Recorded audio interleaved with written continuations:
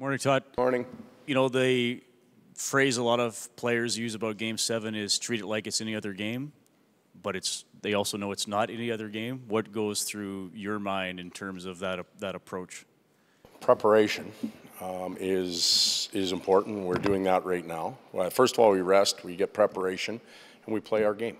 So it's going to sound a lot like what they're saying. If you emphasize anything, you play outside your skin. We've done that in the playoffs already where it's caused us problems.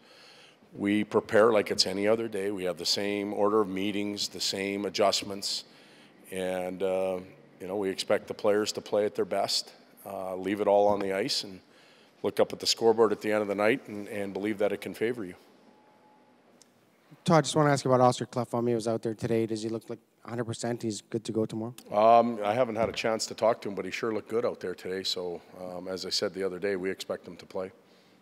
Speaking of preparation, there's been a lot of talk about the chess match back and forth between you and Randy.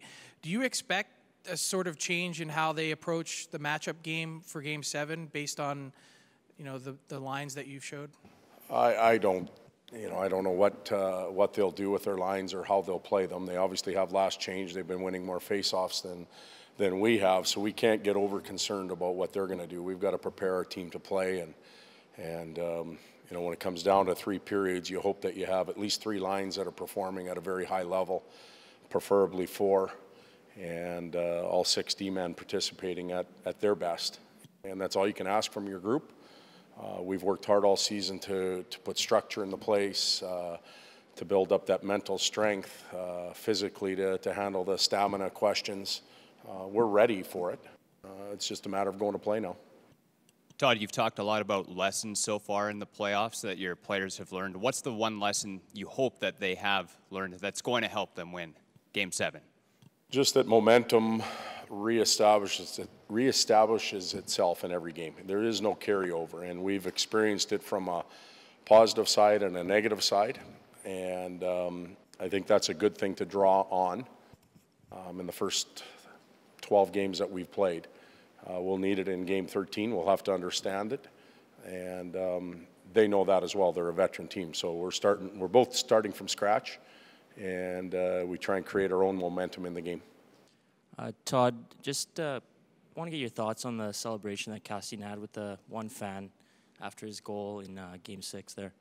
I think it's great. You can't, I'm driving around getting groceries and stuff, and I'm listening to the talk shows and stuff like that, and you can't get away from it now. But the passion in the city, the passion of the fan, the energy that happens not only outside of the ice district, but all over the place is incredible.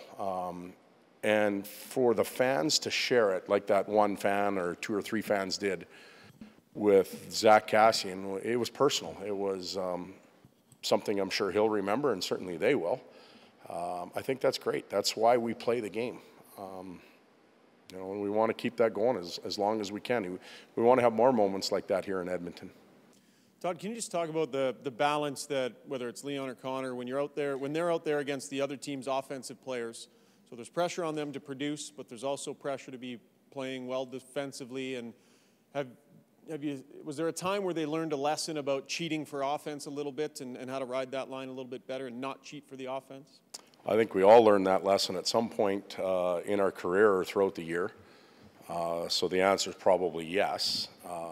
But it's not just Leon and Connor, it's everybody in our team and the other 700 players that play in the league. You learn lessons every day.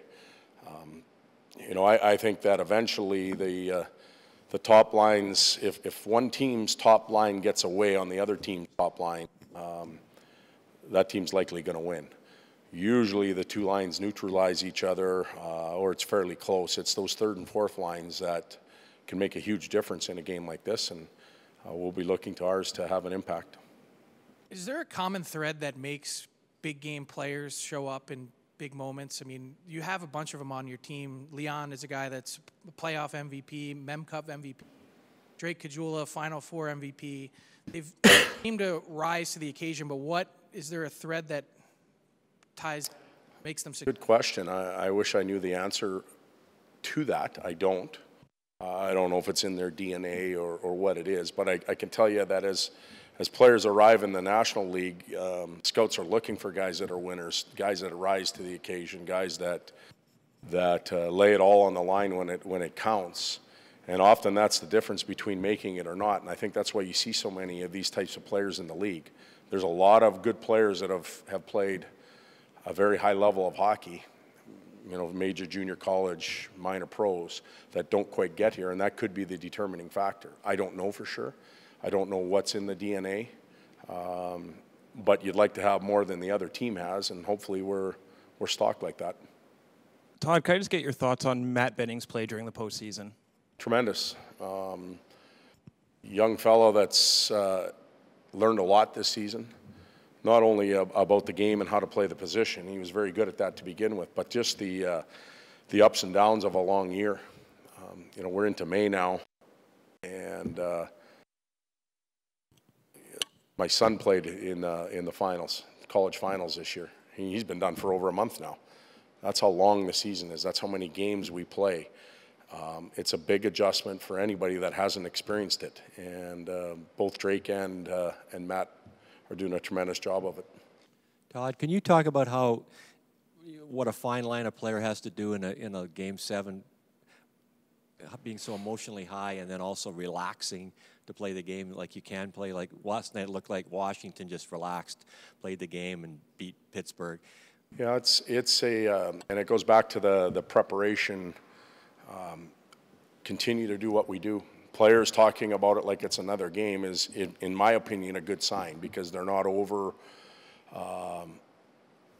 aroused, for lack of a better term.